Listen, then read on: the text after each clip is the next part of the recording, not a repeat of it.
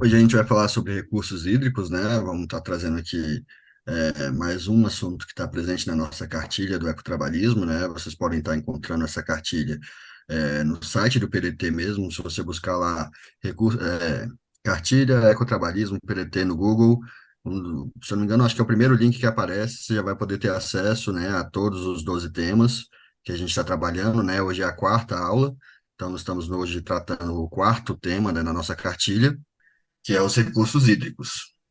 Nós temos aqui o professor de hoje, né? Me apresentar para vocês.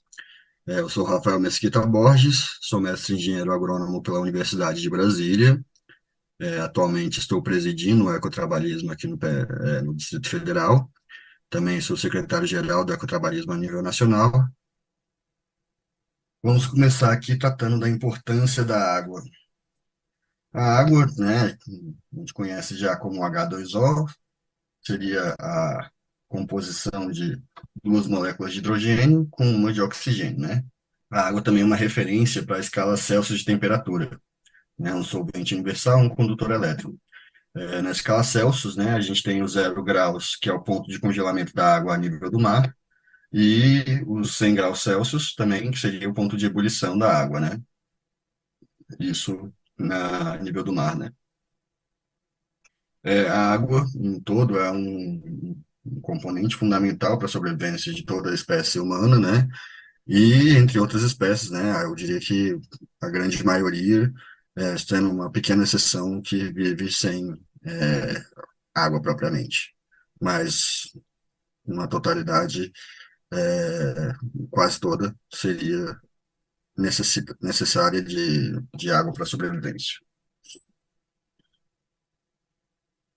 A outra questão, né, como a água está sempre presente, né, além da escala Celsius, a gente também tem a questão da massa, onde um litro de água vai ter a correspondência de 1 quilo, e 1 ml vai ter a correspondência de 1 grama, um metro cúbico de água vai ter a correspondência de 1 tonelada, né?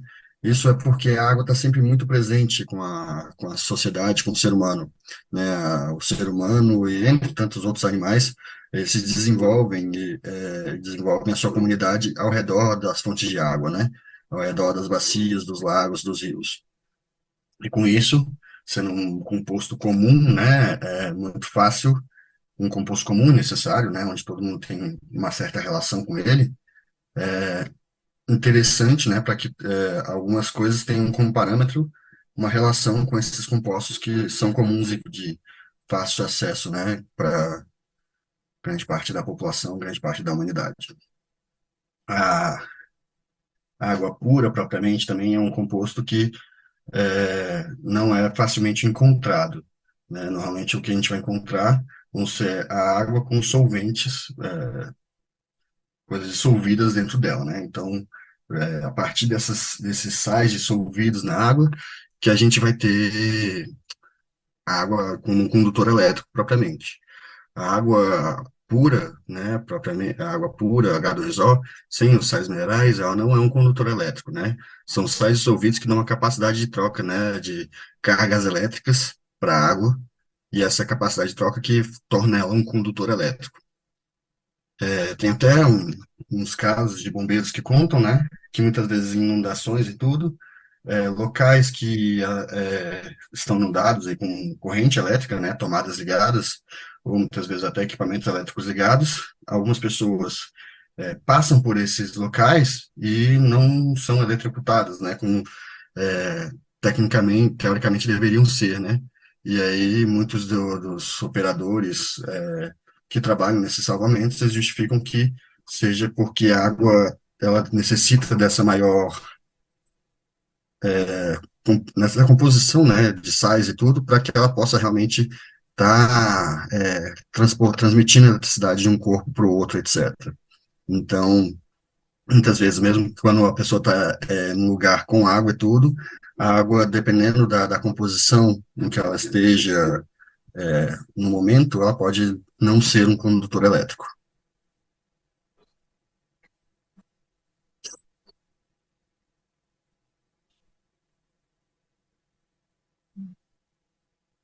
Estamos vendo uma aguinha bonita.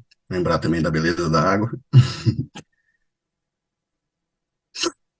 E a água, né, como eu falei, é um composto que está presente desde os princípios, né, da espécie humana, em diversos momentos, né, seja na questão da gente compor nossas escalas, seja na questão do desenvolvimento das nossas sociedades, seja na questão do desenvolvimento de tecnologias, né, ela é algo sempre muito presente, e ela é muito presente porque ela está cobrindo a grande maioria da superfície do nosso planeta, né? E essa cobertura que a água faz no planeta se dá mais ou menos em torno de 70% do planeta, que as pessoas colocam, né? E dessa água que cobre o planeta, que fica, se acaba assumindo uma composição, né, que leva as pessoas a chamarem de popularmente como o planeta azul, o planeta água, grande parte dessa água não é água doce, né? Água potável, água própria e disponível para o consumo, né, das espécies e dos humanos. Grande parte dessas águas, né, são, no caso dessa água toda do planeta, 97,5, ou seja, quase tudo. Tem umas discussões ao redor dessa quantidade em exatidão, mas no geral é algo em torno disso, né? Algo de cerca de 3% da água seria água doce, né? Dessa água doce, a maioria dessa água estaria em gelos e calotas polares, né? Dessas águas ainda que não estão congeladas, elas também teriam uma proporcionalidade bem pequena, né, que seria ainda as águas superficiais e disponíveis para consumo das espécies. Então, a gente vê que mesmo que a gente tenha essa concepção do planeta água, né, planeta azul, essa desenvolvimento, né, da nossa espécie ao redor da água, essa presença da água em diversos aspectos da nossa sociedade, a gente tem ainda que a água, mesmo que pareça ser tão abundante, ela é um recurso escasso na questão, se for pegar a abundância dela, né, essa questão do planeta azul, essa água que a gente vê no todo, grande parte dela não é a água que a gente usa, não é água doce, potável e disponível, né? A grande maioria ou é água salgada, ou é congelada, ou está subterrânea, né? São águas que não estão acessíveis para a população, acessíveis para consumo, acessíveis para o uso facilmente, né? Alguns procedimentos podem ser realizados, algumas tecnologias são desenvolvidas, mas a grande parte da água não são de fácil consumo, não são água potável e de fácil uso, né, pela população. Aqui a gente tem o ciclo da água, né? Isso do relatório da Agência Nacional de Águas Brasileiras de 2020, né?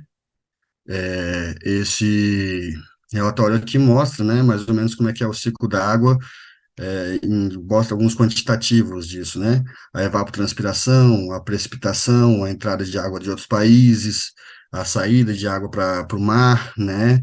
A saída também de águas para outros países que a gente tem aqui, temos a infiltração, temos as águas subterrâneas, né, os nossos reservatórios, e isso tudo compõe, né, o ciclo da água. O ciclo da água em si, ele tem um certo conformação natural, né, mas a partir do desenvolvimento da sociedade, a partir do desenvolvimento da espécie humana, nós tivemos visíveis, né, interferências do ser humano nesse ciclo da água, né?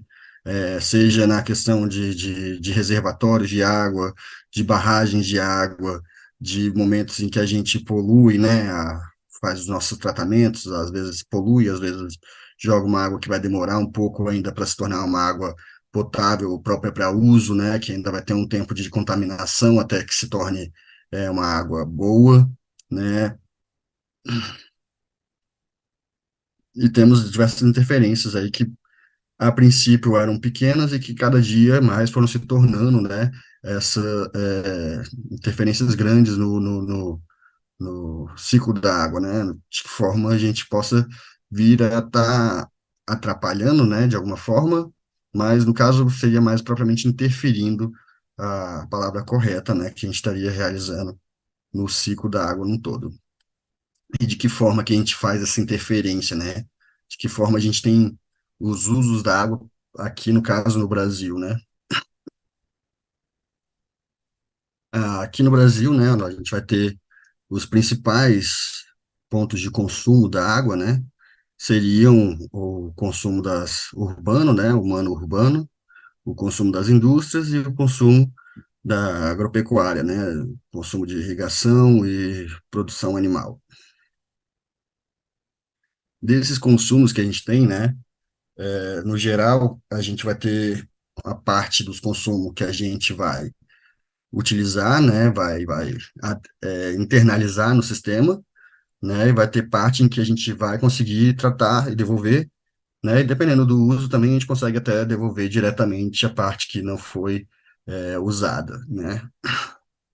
Mas, por exemplo, na questão da agricultura mesmo, na irrigação, a gente tem boa parte da água sendo internalizada pelos alimentos, né? Então, essa água internalizada para os alimentos, ela não volta nem para o subsolo, nem volta para os rios, né? Então, além de também tem os pontos de água que podem ser contaminadas e poluídas, né? De que forma os compostos que venham a contaminar essas águas sejam compostos que se perdurem na água, se perdurem de forma poluente, se perdurem de forma tóxica e demorem, muitas vezes, até dezenas de anos para poderem deixar essa água novamente disponível para o consumo humano, novamente disponível para o consumo animal, né? Que seja até que não seja um produto que venha causar prejuízos, danos à saúde. Então, esses pontos de tomada da água, internalização da água e devolução da água são bem importantes nessa questão que, por exemplo, até na indústria, a gente vem cada vez mais crescendo essa conversão de água que a gente consegue devolver e de que forma também não esteja contaminada para o sistema hídrico geral, para o ciclo da água. E um dos sistemas que a gente tem que ultimamente tem piorado bastante, né, principalmente nas questões de barragem de rejeitos, é a mineração, né? Que a gente tem aqui, que apesar de não fazer um consumo tão grande da água, muitas vezes um pequeno erro pode causar problemas que vão se perdurar por décadas, por centenas de anos, talvez, né? E talvez até criar problemas que, talvez não, cria problemas que, de certa forma, são irreversíveis, né? Sejam eles na questão social, seja até na questão biológica, ambiental propriamente também, né? E aí a gente tem também esses tratamentos da água, né, que são realizados para minimizar os impactos desses usos de água que a gente realiza e dos rejeitos que a gente joga diretamente na natureza, para não, por não ter mais utilidade a princípio para a gente, né? Muitas vezes depois são criadas tecnologias em que se acaba internalizando também no sistema de produção esses rejeitos, mas as formas tradicionais que a gente tem de tratamentos para a água, para que a gente torne ela uma água que possa ser reutilizada, né? Ou que ela se torne uma água que não seja tóxica ou agressiva ao meio ambiente, né? O primeiro deles seria a foculação, que são processos físicos químicos, né? Que vão juntando flóculos propriamente, né? Coágulos de sujeiras, de partículas que são retiradas inicialmente. A decantação vai ser a questão que muitas vezes vai ser quando esses flóculos e coagulações vão cair para o fundo e aí vai ser removido ou removido o resíduo, os flocos do fundo dessa poluição, né, dessa sujeira, dessa contaminação que existe na água, ou muitas vezes também é retirado a água de cima, né, ao invés de retirar a sujeira do fundo para se aproveitar a água, como por exemplo acontece em piscinas, muitas vezes em estações de tratamento, o que se faz é a retirada da água de cima ao invés da sujeira de baixo, né? E a sujeira de baixo é retirada depois da retirada da água. Temos o processo de filtração, né, que é um processo que é comum a gente realizar nos nossos domicílios, que através de um elemento filtrante, né, a gente vai passar a água por esse elemento filtrante que vai remover as partículas que estejam presentes na água. E aí você vai ter diversos elementos filtrantes, elementos filtrantes com capacidade de retirar bactérias e tudo, você vai ter elementos filtrantes mais grosseiros que podem deixar até passar areia e alguns argilas, silts, né? Além de também micro-organismos. Temos a desinfecção, né, que seria a etapa realizada com agentes desinfetantes como cloro, né, que vão eliminar agentes que possam causar doenças, né, patogenias, né, muitas doenças são disseminadas na água e que às vezes acontecem até certas endemias locais que são causadas por contaminantes que estão presentes na água daquela população, né? Mais pra frente, a gente vai até tratar de um caso, né, que a gente tem aqui no DF, que é um certo descaso do governo com um rio que foi, de certa forma, escolhido para se tornar um esgoto a céu aberto aqui no Distrito Federal. Temos a fluoretação, né, que também é um tratamento da água, que o principal objetivo dela é a questão da saúde da população, né? Seria ao invés de ter um patógeno disseminado, né, a gente vai evitar um patógeno através de um produto, um recurso que todos consomem, né? Se todos consomem, a gente pode botar um pouquinho de um tratamento, né, de um tratamento preventivo naquela água, para que aquela população não sofra com determinadas doenças e tudo, como o caso aqui da fluoretação, para prevenção da cárie, né, na população. Aqui Opa, vem uma frase de um autor desconhecido, né, que temos diversas frases similares, né, que só percebemos o valor da água depois que a fonte seca, né, temos aí diversas frases parecidas com isso, né, do qual só vamos perceber o valor da água quando não tivermos mais, só vamos perceber que o dinheiro não vale nada quando a água acabar e percebemos que a água que vale realmente, né, porque a gente, de certa forma, tem um descaso com a água, né, muitas vezes visto isso em muitas comunidades, e por muitos também já foi percebido que a água não é um recurso infinito, né, que é um recurso finito e que, se não tivermos um uso devido dessa fonte de recurso, né, vai faltar, né, e quando costuma faltar, né, os primeiros a serem atingidos é a população mais vulnerável, né, a população mais pobre. Aqui no DF, por exemplo, a gente tem o caso do rio Melchior. O rio Melchior é um rio bem importante aqui no DF, né? Ele atravessa diversas cidades, atinge regiões de produção agrícola que utilizam a água desse rio para fazer a produção de horticultura, né? E esse mesmo rio também é utilizado para descarte de tratamento do SLU, né? Que é o Serviço de Limpeza Urbana do DF, e também temos o descarte de tratamento de água da CAESB, né, que é água esgoto aqui do DF também, né. E aí essa foto do lado é uma foto que um dia a gente foi lá no Rio. Como é que ele fica bonitinho, olha. É o tratamento, a água tratada que eles jogam de volta no rio. É um rio tecnicamente próprio para banho, paisagismo, né, etc. Mas eu não tenho muita coragem de entrar nesse rio, não. Né? Fica aí, quem tiver a coragem, fique à vontade aí. Provavelmente deve sair com um braço a mais.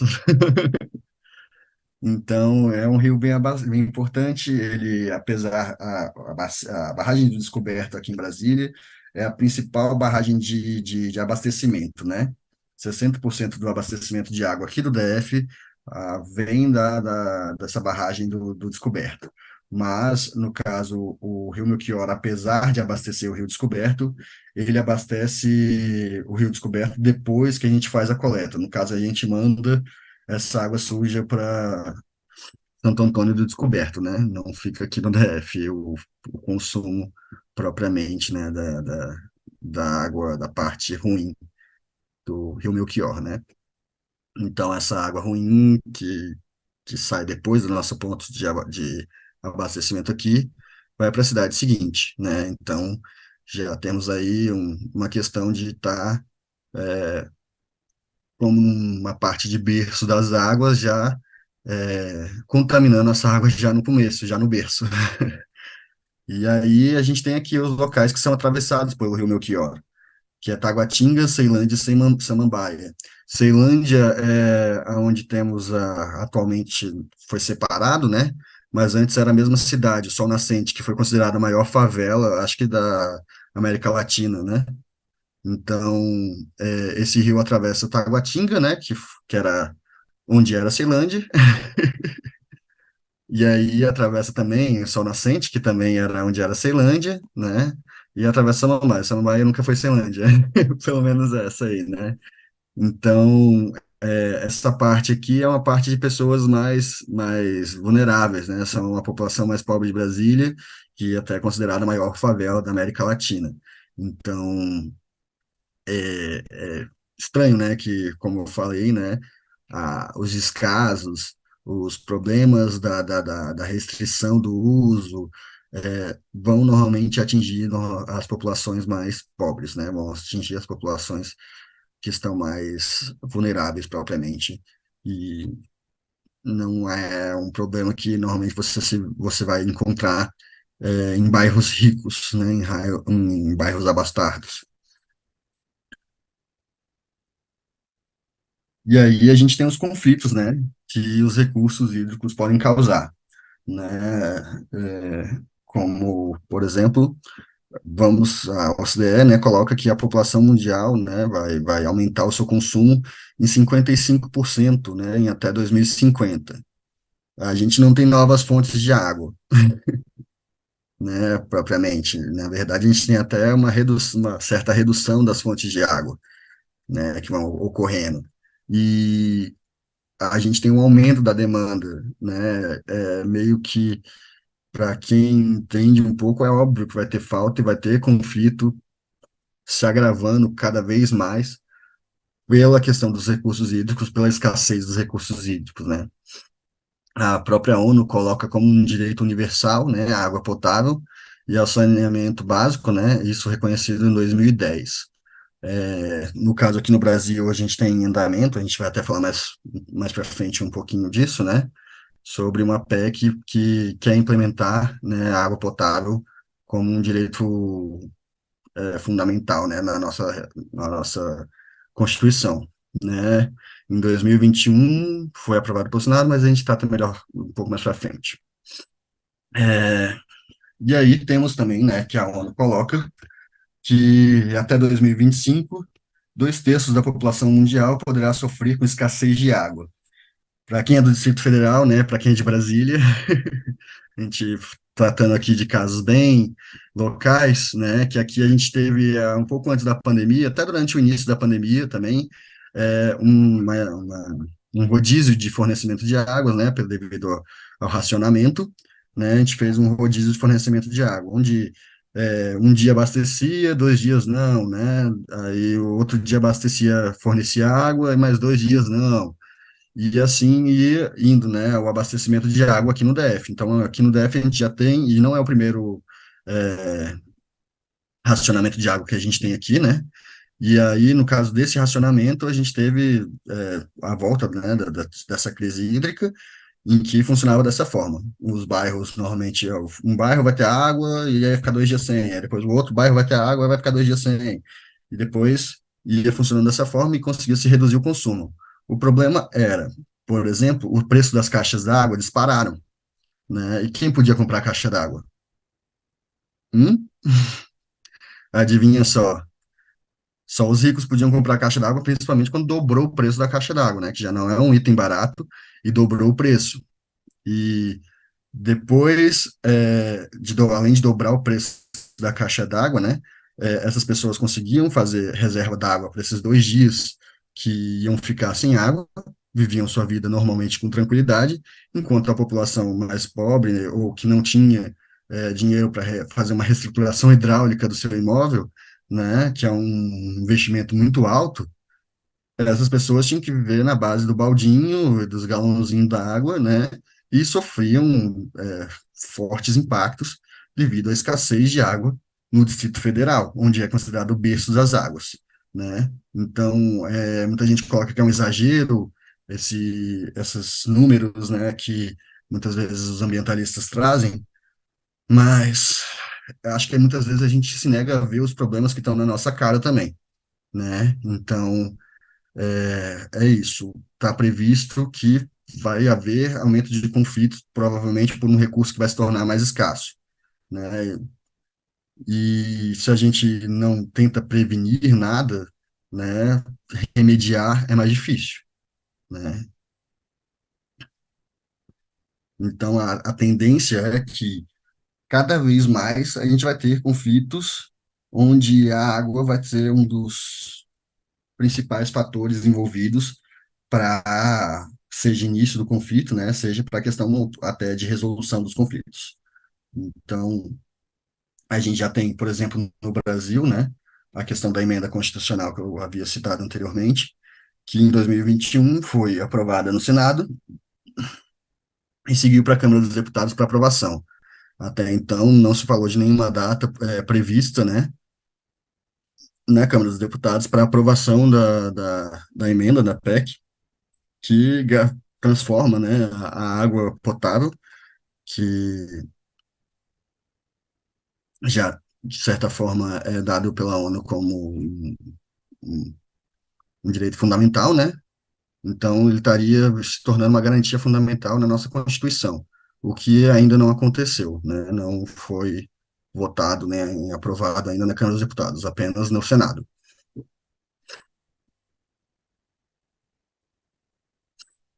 Aí nós temos aqui, né, um, um desenhozinho, né, um gráfico de pizza, que referencia alguns conflitos que a gente já tem aqui no Brasil, né, realizado pela Comissão Pastoral da Terra, né, e em que eles trazem, né, aqui as mineradoras, as empresas nacionais, as fazendas, as hidrelétricas, os governos, os garimpos e outros, né, que são os responsáveis, seriam responsáveis por deixar comunidades sem água, né, que aqui a gente traz mais direitinho aqui, que no caso a Comissão Pastoral da Terra, no ano de 2020 e 2021, né, 2 anos, eles registraram mais de 650 conflitos, onde a motivação desses conflitos eram recursos hídricos, né. 30% desses litígios foram causados por mineradoras internacionais, como a norueguesa Norsk Hydro, né, e a austriana BHP Billiton, né, 19% dos setores empresariais nacionais, 14% seriam os fazendeiros, né, os fazendeiros é até engraçado a forma como é feito essa extração da água, que muitas vezes, por já sou engenheiro agrônomo, né, eu já conheci algumas histórias de que um fazendeiro anterior construiu uma irrigação de pivô, né, a irrigação de pivô é uma irrigação onde ele se constrói como se fosse um cano sobre rodas, né, uma mangueira sobre rodas furadinha, né, só acontece com uma extensão enorme, uma extensão bem longa em que chega a irrigar 1.000 hectares, 10.000 hectares, e números dessas grandezas, assim, que então se torna um consumo de água muito, muito alto, né? E para abastecer esses pivôs, utiliza-se tubulações que são utilizadas em abastecimento de cidades, né? Então, é uma quantidade de água bem grande que essas pessoas, que esses produtores, fazendeiros utilizam no abastecimento de seus pivôs para irrigar suas lavouras, né? E aí, muitas vezes, tem uma fazenda depois, né, no caso, abaixo da fazenda que construiu o pivô, e para essa fazenda pode vir a acabar faltando água, né?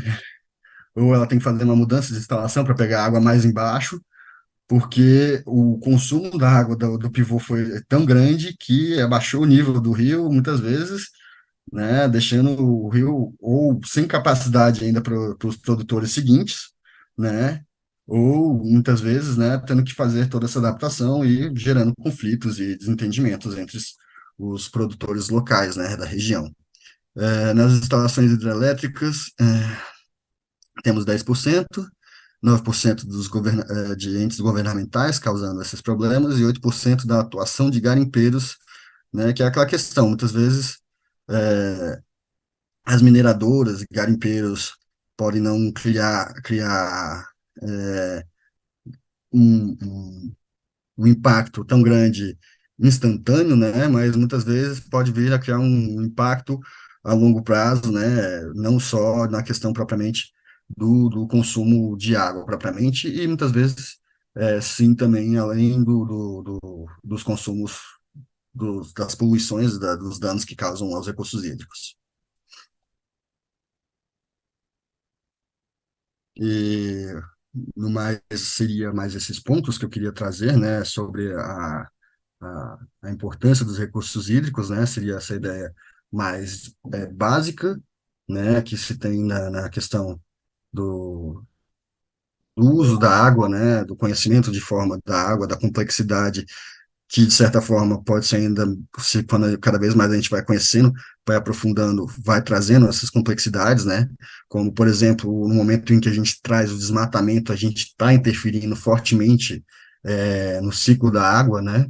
E como acontece, estava se discutindo até na questão do desmatamento, das queimadas na Amazônia, a gente estaria prejudicando fortemente, né, a evapotranspiração das plantas daquela região e evitando que quantidades grandíssimas, né, de águas fossem transportadas para chuvas no centro-oeste, né, e que até os representantes, né, colocavam e denominavam como os rios voadores da Amazônia, né, além dos rios, né, terrestres que a gente tem, os rios em que a gente navega, também a Amazônia traz e produz rios voadores que irrigam também a nossa produção, né? Aqui no Centro-Oeste, produção das soja, trigo, milho, etc., né? Que a gente traz aqui e produz aqui. Então, é muito importante ter essa consciência de que forma nós vamos trabalhar, né? E precaver para evitar problemas futuros, né? Que foi até o que estava sendo, que eu coloquei anteriormente, que é muito mais difícil da gente remediar uma situação quando já está problemática, já está agravada, do que a gente prevenir algo que a gente sabe que é um futuro previsível, né? É um futuro certo se a gente não gerar mudanças. Agradeço a atenção de todos, né? Aviso a todos que ainda não acabou e que agora temos a melhor parte e a aula, né, que o Nelton Friedrich tem para trazer para a gente, esse cara fenomenal na área dos recursos hídricos.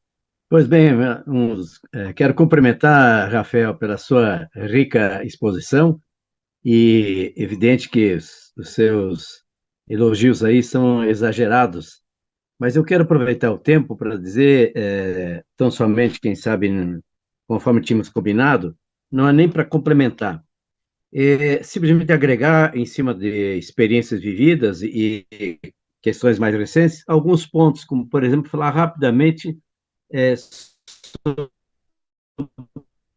sobre esse conceito da água realmente como direito humano, a água como bem comum, e acrescentando aquilo que nós trabalhamos também na rede ecumênica da água, da qual sou conselheiro, que é a água como, na verdade, um bem divino, a sacralidade da água. E aí, outra coisa rápida, eu vou fazer um resumo sobre o trabalho que fizemos durante 14 anos, o programa Cultivando Água Boa, que acabou sendo premiado pela ONU Água como a melhor gestão da água do mundo em 2015, ativo e trazendo grandes documentos planetários e aterrissando no cotidiano. Vou colocar rapidamente alguns componentes ainda sobre essa questão de como é que nós vamos trabalhar paz para a água, né? Água para a paz e paz para a água, e aí, finalmente, a receita da água, uma novidade que temos a partir de abril no Brasil, que é a lei de reuso, um pouco do poder local, que vem em 2024 aí com a eleição de prefeitos, prefeitas, vices, vereadores, vereadoras, e quero colhi apenas uma observação sobre essa Agenda 2030, os 17 S que são indivisíveis, mas sem dúvida um dos mais importantes é exatamente o 10 sobre água e saneamento. Bom, gente, é fundamental a gente acho que ter presente que tudo se fala sobre a parte muito mais econômica, muito mais geopolítica, como, por exemplo, toda hora é assunto do petróleo, que já gerou tantas guerras, tantas lutas, tantos interesses, tantos conflitos, tantas corrupções, tantas dominações e controles. Então, eu diria assim, praticamente tudo é substituível. O que não é substituível, essa riqueza dos bens da natureza, é exatamente a água. Então, se ela é insubstituível, ela é impenhorável, ela, na verdade, é inalienável. E, nesse sentido, portanto, por ser insubstituível e ter esse componente da essencialidade, que não existe vida humana, animal, vegetal sem água, ela não pode ser mercadoria. Olha como são as contradições. Há todo um jogo permanente na agenda mundial sobre as questões ligadas à movimentação financeira, ao jogo de poder em torno do dinheiro, todas essas questões. E em torno da água, parece que isso não está na. No 80% dos empregos estão conectados com a água. Não existe, portanto, atividade humana que não tenha direto ou indiretamente conexão com a água. Presente que a água é o primeiro alimento. Até quando a pessoa faz uma greve de fome, o que não falta é água. Não pode faltar água, pode ficar 4 que eu poderia dizer, que parece que a nossa humanidade não consegue receber o choque que nós tivemos com a pandemia, que na ausência de qualquer medicação mais apropriada, até a criação da vacina, pois bem, em todo esse tempo e até agora, a primeira grande iniciativa para enfrentar a coronavírus sempre foi o quê? Lave as mãos. E com sabão, sabonete, etc. Use álcool. Quer dizer, o que quer dizer com isso? É a grande, extraordinária inspiração na sabedoria originária, porque as populações indígenas, todas elas sempre tiveram a água como algo sagrado, alguns até deusificando a água. Mas a grande conclusão das comunidades originárias no mundo todo é a água cura. E a gente parece que não aprende as lições nem diante de tragédias. Pois bem, agora eu vou diretamente à experiência que vivi. Nós, na verdade, já tínhamos, porque muito cedo fui secretário de Estado no Paraná, e exatamente água, saneamento, meio ambiente, energia, controle da erosão, tudo isso era uma secretaria só. E nós desenvolvemos o primeiro programa estadual do Brasil, isso em 1900 e, imagina, de 83, nós desenvolvemos o primeiro projeto estadual de meio ambiente. E trabalhamos muito a questão, portanto, como fui dirigente do Conselho Estadual de Água e Saneamento, nós temos uma série de projetos ligados a essa questão, inclusive programas de micropostos e assim por diante. Então, somando com a experiência depois como constituinte, e evidentemente outras atividades que desenvolvi, quando nós fomos convidados para participar da Itaipu, isso lá em 1900 aliás, em 2003, nós tínhamos uma diretoria muito progressista, que muitos já tinham relacionamentos exatamente, não só contra a ditadura, mas relacionamentos naquela fase de redemocratização, e nós conseguimos construir uma proposta em tempo recorde, chamado Cultivando Água Boa. Olha, a primeira reação que nós tivemos que a água não se cultiva, muitos nos colocavam isso de maneira peremptória, quando ao contrário, a água é algo que tem que ser cultivado. Assim como você tem que cultivar a saúde, como você tem que cultivar a amizade, como você tem que cultivar a comunidade, as relações humanas, você tem que cultivar o bem essencial que permite que você esteja vivo. Então, a essencialidade nos coloca em primeiro plano de que a água tem que ser cultivada, tem que ser cultuada, e a água, portanto, tem que ser cuidada. Por isso, no Cultivando Água Boa, nós trouxemos como fundamentos, e aí você fazer a síntese, porque é muito amplo, e foram 14 anos que coordenei com a equipe extraordinária, mas para dizer que o programa Cultivando Água Boa teve algumas inovações, algumas ousadias, que talvez por essa razão acabamos tendo mais de 25 prêmios, alguns internacionais. Por quê? Porque, afinal de contas, a gente trabalhou em primeiro plano. Em primeiro plano, nós trabalhamos a questão dos fundamentos éticos da questão da água. Exatamente, trouxemos daí essa concepção da ética do cuidado, tão bem trabalhada por Leonardo Boff, que durante todos os anos, ao menos uma vez por ano, ficava um período conosco, porque era uma espécie de conselheiro maior de todo o trabalho. Até para trabalhar todas as dimensões da água, inclusive a dimensão espiritual. Pois bem, então, nos fundamentos também nós tínhamos uma questão concreta, que é muito difícil, e aproveitar, Rafael, você que está aí nas águas emendadas, que Brasília acima de tudo, capital das águas, porque tem aí as águas emendadas, a própria bacia do Rio Paraná, as nascentes estão em Brasília, né? Então, se nós analisarmos as outras grandes bacias brasileiras, elas têm nascentes em Brasília. Então, esse divisor de águas mostra de como a gente tem que ter a visão de bacia hidrográfica, porque essa é a unidade de planejamento da natureza. A natureza não está planejada por municípios, estados, países. Ela tem outra configuração. Eu chamo isso de geopolítica. Por isso, nós vamos trabalhar a bacia hidrográfica. Como a bacia do Rio Paraná é muito grande, nós aterrissamos na primeira escala, que é a bacia hidrográfica parte 3 do Rio Paraná. E dentro dela, 29 municípios. Uma região com mais de 1.200.000 habitantes. Mas o mais importante, que aí é uma diferença, e é uma coisa importante que eu tomo, às vezes, a liberdade de cutucar, no bom sentido, os próprios comitês gestores. Por quê? Porque os comitês de bacia, melhor dizendo, por quê? Porque a bacia hidrográfica tem uma dimensão macro. Mas onde é que vivem as pessoas efetivamente? Dentro de uma macro bacia hidrográfica, sim. Mas o dia a dia delas, onde acontece a vida e todas as atividades, exatamente está na microbacia. Por isso nós fizemos de maneira ousada no Cultivando Água Boa, é trabalhar micro por microbacia e não a bacia do Rio Paraná. Ora, ao ir para uma microbacia, nós íamos para o quê?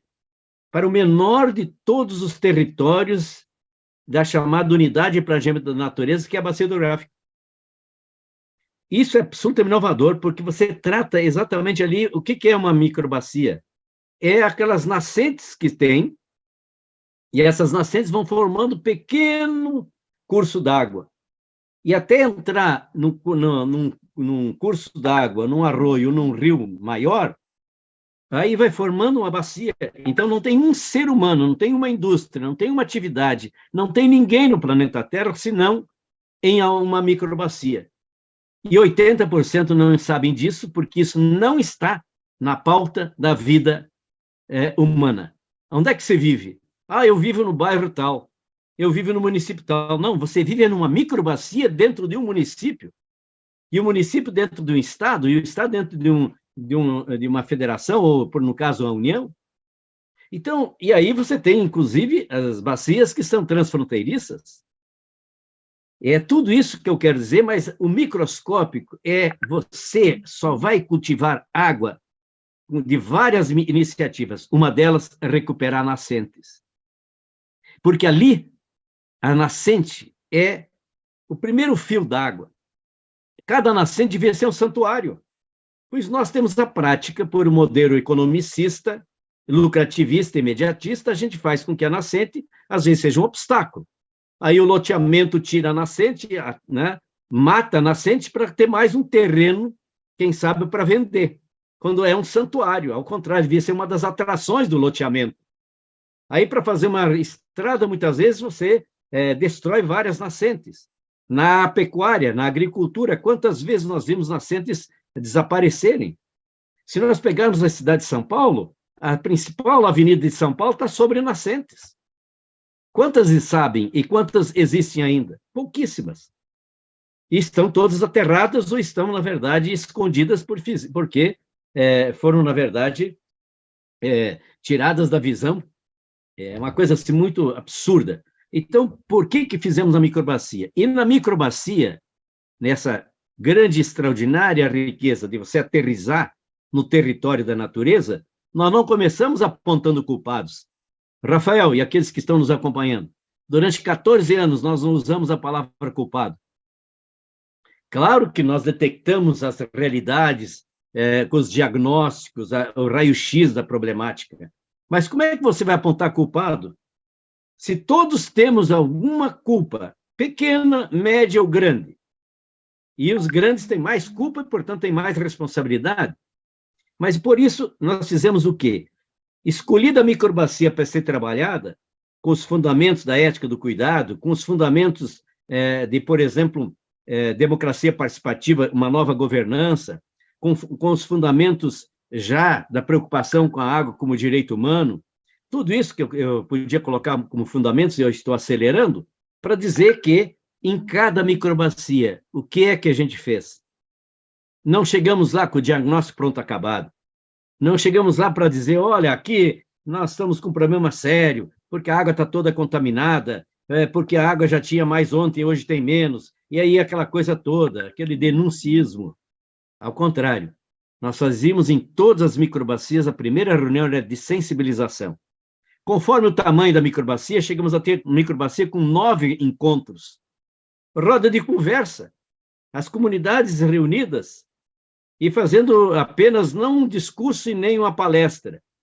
Ali tinha uma animação nossa para que as pessoas pudessem fazer a reflexão para daí vir ação. Eu quero dizer uma coisa fundamental nesse papel. Não existe nenhuma possibilidade de resolver o problema no mundo todo sobre a questão da água sem grande envolvimento das comunidades, sem grandes envolvimentos dos atores locais. Não tem como. Por quê? Porque é eles que estão vivendo o cotidiano do problema e da realidade e podem ajudar a solucionar. Claro que não dá para ficar só com eles. A microbacia tem que envolver o público, o privado, a academia, as igrejas, o individual, o coletivo, tem que envolver, portanto, a sociedade, a área pública, a área não governamental, a área privada e todas as demais forças que existem. E aí, essa reunião de sensibilização, chegava um momento que a gente já provocava, como é que está a água aí? Vocês tiveram problemas de água recentemente? A água que vocês bebem, como é que está? Que vai para o alimento, quer dizer, fazendo esse tipo de reflexão. Aí, quando a reunião concluía apenas dizendo que estamos com o propósito de, se possível, contar com a participação de todos num programa chamado Funcionando Igual Boa, e nós não viemos aqui apontar culpados, nós viemos trazer uma proposta para juntos resolver problemas. Juntos. Aí deixava decantar alguns dias e provocava no município, daí sim tem que usar a unidade, o ente municipal, nós usávamos, por exemplo, já os primeiros mecanismos permanentes de envolvimento comunitário. Por exemplo, comitê gestor, poluidor, poluído, público, privado, etc., rural, urbano, para ter um comitê gestor, não o prefeito, não o vereador, um comitê gestor, que a Itaipu também participava, a prefeitura participava, mas as comunidades, as igrejas, portanto, havia em cada comitê gestor uma pluralidade de interessados, poluidor, poluído e outros interessados. Por isso, o comitê gestor tinha uma grande pedagogia, ele apontava para as comunidades que ali no comitê gestor também ele estava representado. Não é que ele ia receber um prato feito, ou que estava sendo... Por quê? Porque a primeira coisa que muitas pessoas lá no interior diziam, ou mesmo no bairro, lá vem eles, lá vem multa, lá vem o Ministério Público, lá vem eles, e sabe, lá vem eles. E a gente trazia exatamente esse outro componente, dar-se as mãos para juntos realizar. Terminada a questão de ter o comitê gestor, também fazia o coletivo educador, porque a educação, eu tenho uma certa urticária, aqueles que falam, temos que trabalhar com as crianças. Ora, as crianças não vão salvar o planeta. Uma criança hoje com 8 anos ou 6 anos, quando ela for diretora da Itaipu, for prefeito municipal, estará com 40, 50. Portanto, se ela tem 6 anos hoje, com 46 anos, precisa mais 40 anos.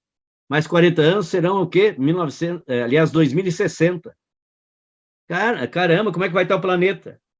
Então, vamos parar de transferir responsabilidade. É claro que as crianças hoje estão muito na frente de todos nós, Mas, ao mesmo tempo, nós temos que trabalhar a educação formal, a não formal, a difusa e a educomunicação. Senão a gente trabalha só com a escola. Ou faz o curso, que é muito bonito, mas não tem o concreto. Por isso, eu sempre coloco que, quando nós trabalhamos a educação, coletivos educador, um dos primeiros propósitos era trabalhar pesquisação participante. O que é isso? Pessoas que aprendem participando. Então, nós fazíamos a seleção daqueles que iam fazer o curso, e as pessoas que faziam o curso não tinham que fazer nem a monografia ao final para receber o certificado, inclusive com a Universidade do Oeste, que fizemos um acordo para ter o diploma do curso. Para receber o certificado, não tinha que fazer, repito, nenhuma conclusão do curso, a monografia. Tinha que criar comunidades de aprendizagem. A pessoa estava aprendendo no curso e já tinha que trazer, no mínimo, 10 por comunidade de aprendizagem, lideranças comunitárias, não parentes, não puxa-saco, não cabo eleitoral, para poder construir comunidade de aprendizagem que, com esta, já ia aplicando o curso que estava recebendo. Fantástico. Para você ter uma ideia, nós chegamos a ter mais de 115 comunidades de aprendizagem. Pois bem, e aí também o coletivo jovem, envolvendo as comunidades. Mas eu quero voltar, então, nas etapas para concluir a exposição sobre o resumo do Cultivando Água Boa. Então, veja, primeiro, escolher a microbacia. Segundo, reuniões de sensibilização, tocar corações e mentes para mudar. Terceiro, ter instâncias permanentes participativas, comitê gestor, coletivo educador, coletivo jovem.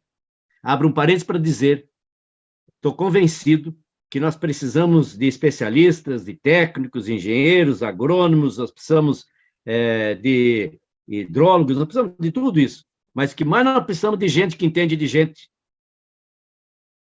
Parece surpreendente o que eu vou dizer. A coisa mais importante é que nós temos que trabalhar com gente. Para trabalhar com gente, tem que gostar de gente e entender as pessoas, entender a gente. E ter 2 ouvidos para ouvir. Por isso, a gente nunca levou o prato feito. Bom, então, agora nessa etapa dos comitês gestor, nós voltávamos para as microbacias, lá onde houve a primeira reunião de sensibilização, a segunda, a terceira, e fazíamos as oficinas do futuro, Muro das Lamentações, Árvore da Esperança, Caminho Adiante e o Pacto das Águas. Muro das Lamentações era, de novo, agora sim, vamos anotar os lamentos. Cada pessoa que fazia uma crítica, um lamento, nós anotávamos, precisava um varal de lamentos. Quando se esgotavam os lamentos, entrava na reunião um banner grande, com uma árvore frondosa, vamos trabalhar a esperança? E aí a árvore. Aí se o Rafael apresentava um sonho, a árvore da esperança, uma esperança, em discussão, a proposta do Rafael. Em discussão, em votação, aprovada, Rafael, cola a bolacha com o seu sonho, mas ele não é mais seu agora, porque foi aprovado por todos. Quando se esgotava a Árvore da Esperança, entrava um outro banner com a estrada ampla, que é inspirado na Carta da Terra, o capítulo do Caminho Adiante, que era o Caminho Adiante. O que é o Caminho Adiante? É aquilo que nós vamos trilhar. Então, ali estavam as ações que iam ser feitas. Então, você reclamou, lamentou, sonhou, criou esperança, e agora vamos executar. Inclusive porque aterriza, sai muitas vezes, daqueles sonhos que são estratosféricos até, que não tem dinheiro nenhum para poder concluir. Por que eu estou falando isso? Porque esse trabalho todo, de novo, por ser amplamente participativo, desaguava num Pacto das Águas, não do município e não da bacia. O Pacto das Águas da microbacia. Outra coisa fantástica para criar realmente raízes na comunidade, para a população participar. O Pacto das Águas era proibido o funcionário da Itaipu, da prefeitura, participar dos rituais. A mística da água, a mística do fogo, a mística da paz, a mística do fogo, da água, e criamos ainda a da paz. 4 místicas, só com os atores locais. Os últimos que falavam nos pactos era o prefeito, de grande momento. Teve município que decretou ponto facultativo no dia que tinha pacto numa microbacia. Imagine. Aí o que era o Pacto das Águas? Era exatamente o resumo de tudo que tinha acontecido, desde as reuniões de sensibilização, e principalmente o plano de trabalho. Imagine se você vai lá numa microbacia, por exemplo, de qualquer São Bartolomeu aí em Brasília, e vai chegar lá, olha, viemos aqui fazer uma proposta de um planejamento estratégico da microbacia, Primeiro vai ter que explicar o que é planejamento, segundo o que é estratégico, e aí vai poder dialogar outras coisas. Ora, quem é que não entende, por exemplo, o caminho adiante? Quem é que não entende um pacto que eles ajudaram a construir? E aí vem as ações. Outra coisa importante, nós não colocávamos um dinheiro da Itaipu se não tivesse dois.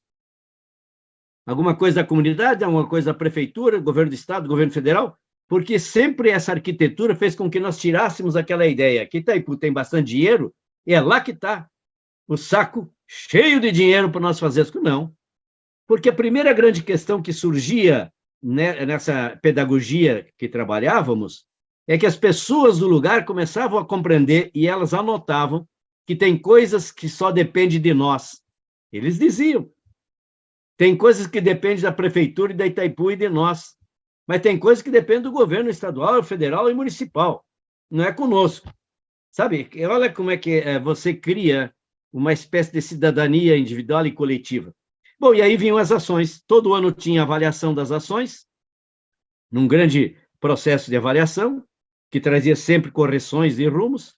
E aí eu quero com isso dizer que eu não vou poder falar dos resultados pelo tempo, mas nós chegamos a ter 221 microbacias recuperadas nos passivos coletivos, isto é, recuperar nascente, readequação de estrada, terraceamento, mata ciliar, conservação de solos. Para você ter uma ideia, nós chegamos a recuperar, com reflorestamento, a margem dos pequenos rios, lá nas microbacias, um total de 1.670 quilômetros. Dá para sair de Foz do Iguaçu e a Vitória, Espírito Santo.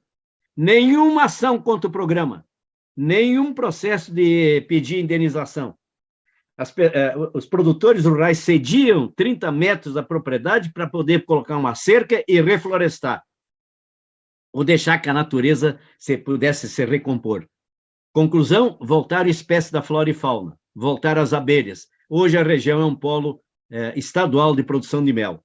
A cooperativa de apicultores tem mais de 120 pontos de venda de mel no Paraná e no Brasil. Para dar um dado do ativo econômico que foi agregado, dos novos negócios que surgiram em cima do que? Da recuperação de passivos ambientais.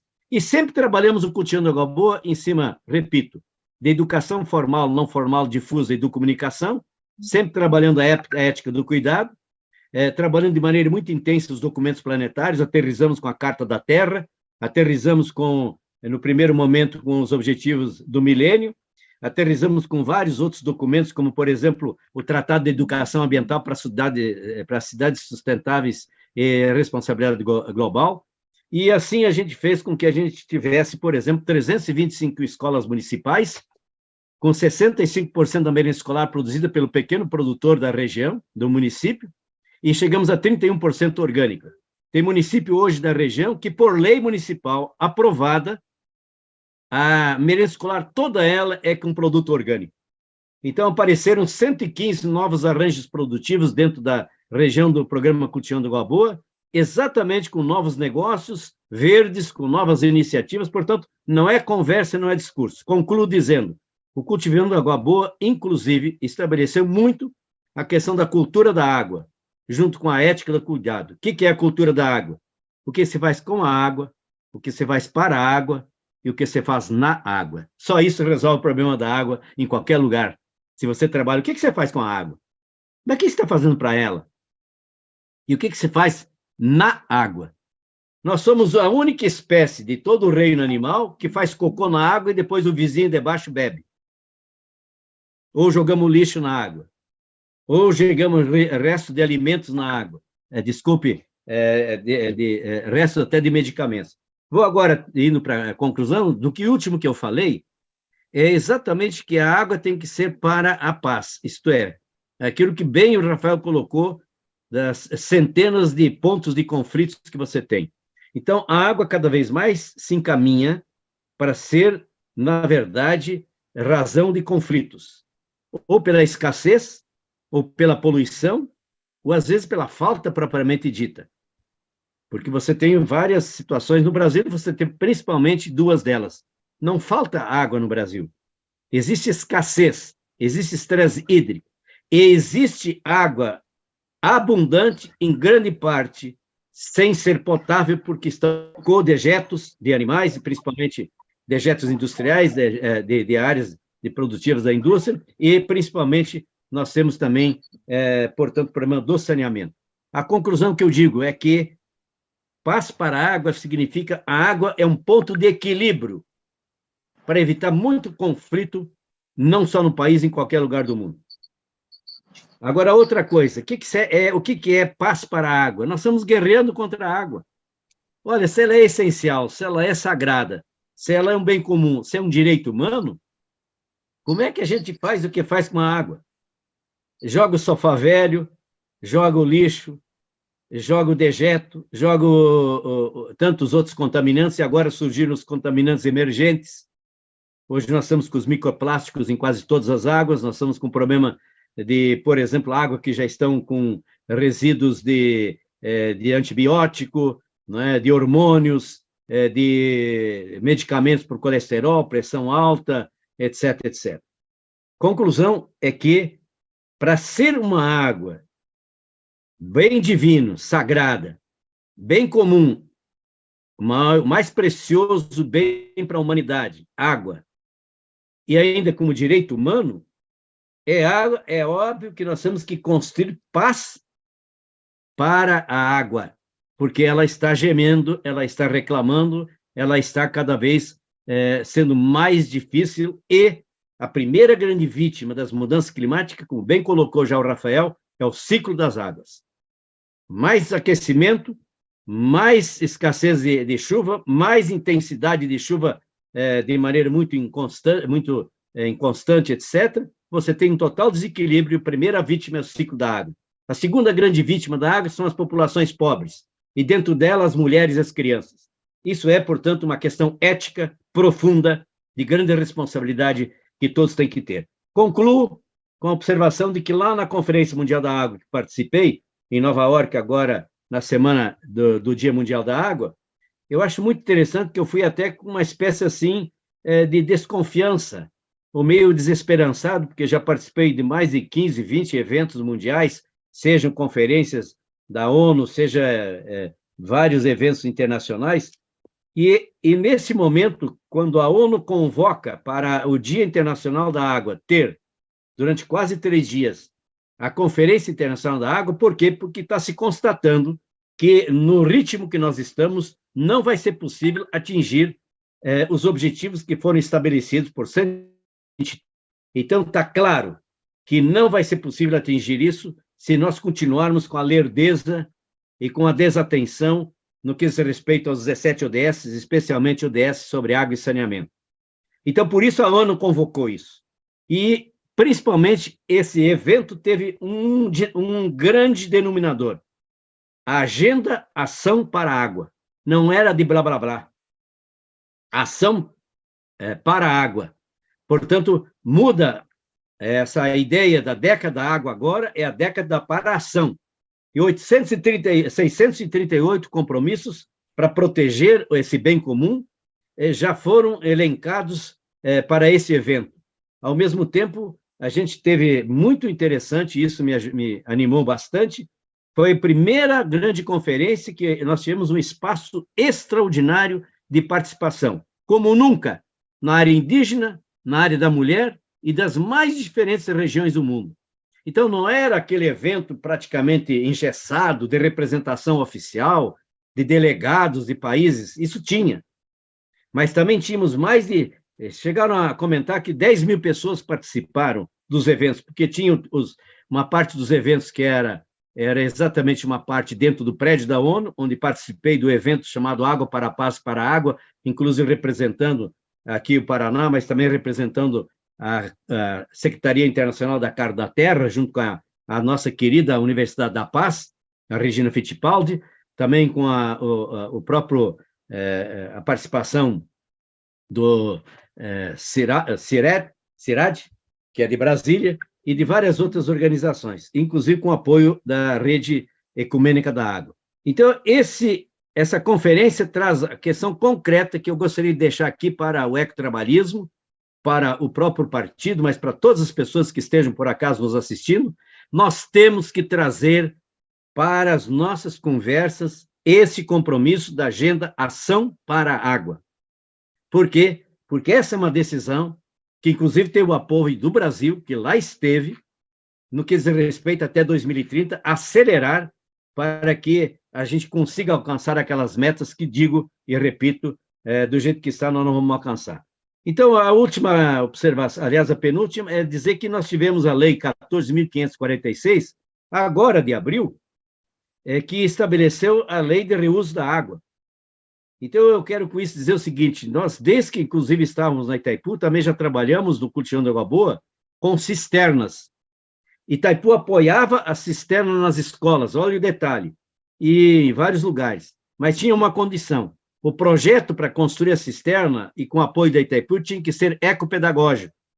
Por exemplo, as escolas com cisternas, a aula de matemática tinha que calcular quanto de areia, de cimento e de ferro para fazer a cisterna, metros cúbicos de água, para depois que tivesse as cisternas, a cada 60 dias, a aula de matemática calculando quanto que diminuiu o gasto da escola com água. Por quê?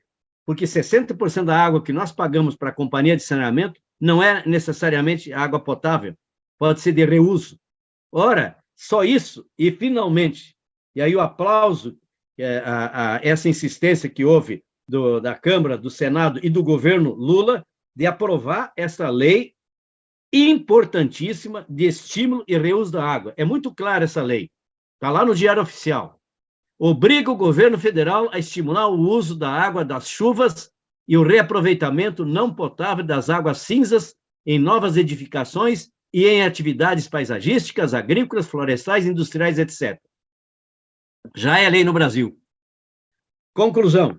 Se eu pudesse perguntar agora, 2024, quem for candidato a vereadora do PDT, a prefeito, a vice-prefeito, ou de qualquer partido progressista, tem obrigação de colocar debaixo do seu braço esta agenda desta lei e agenda exatamente sobre a centralidade da água nas políticas públicas, na agenda municipal de qualquer governante.